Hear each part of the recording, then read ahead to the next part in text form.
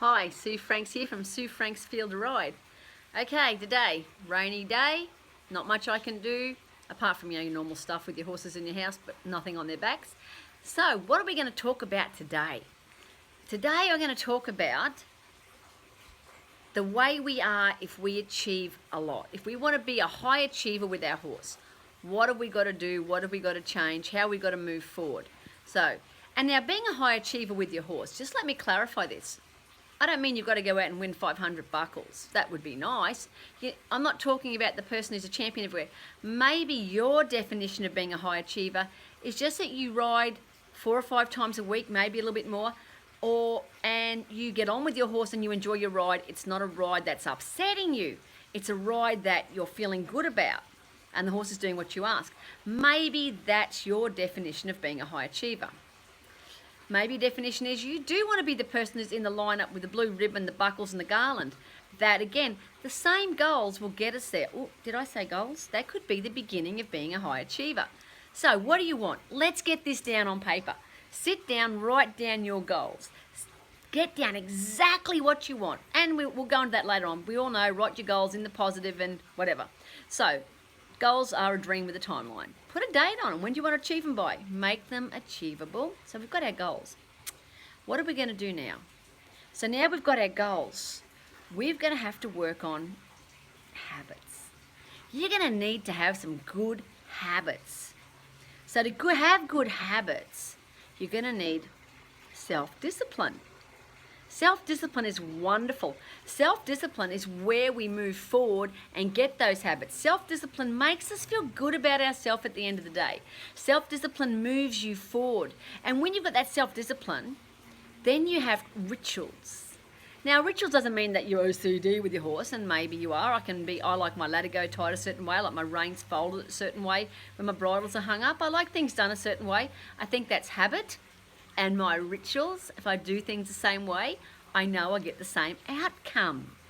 It's not that I'm crazy. There's an outcome that I want, and I know I can achieve it if I follow the same routine, the same rituals, day in, day out. It works for me. I've done this over years, practiced. I know what I can do, what I can't do, and I know how to do it. So you're going to need those things. So we're going to need habits. We're going to need rituals. We need self-discipline. These things move you forward and they change you. With habits, when we create a new habit, we actually can push away the old behaviour. And yes, if we fall out of the habit, it's raining, you may not ride for a day or two, you've got to get back into the habit. But once you're back into the habit and re-established it over 2 or 3 days, off you go again. Your horse also likes these habits. It gives him a work ethic. So while you've got your goals and you've got your habits and your rituals, you're developing in your horse what we call a work ethic. So, if you're a person who works full time and you're very busy, your horse does need more than 1 ride a week. If that's all you can give him, that's all you can give him, okay. But if you're on a plan and you're going somewhere, you need to give your horse, if you can, consecutive rides. Why? Because consecutive rides build this working mentality in your horse. It gives him a work ethic. So every time he has a break, so you might give your horse a Sunday off and come back and ride him Monday. Monday, he's got Monday morning-itis, which can be on a Wednesday, Tuesday, Thursday, depending on your schedule. But he doesn't want to go, he doesn't want to do it, it's nasty. By Tuesday, he's a bit happier. Wednesday, he's great. Thursday, he's rolling along. Friday, it's even better. Saturday, you're like, holy hell, I want to ride tomorrow, but he needs a day off. Monday, he's got Monday-itis. Why did I stop riding? He needed a break. So we need to develop a work ethic within our horse. So we have to get that established. So if we want a work ethic in our horse, guess what? We've got to have it in us, just a little bit. So, of course, I've got some notes here.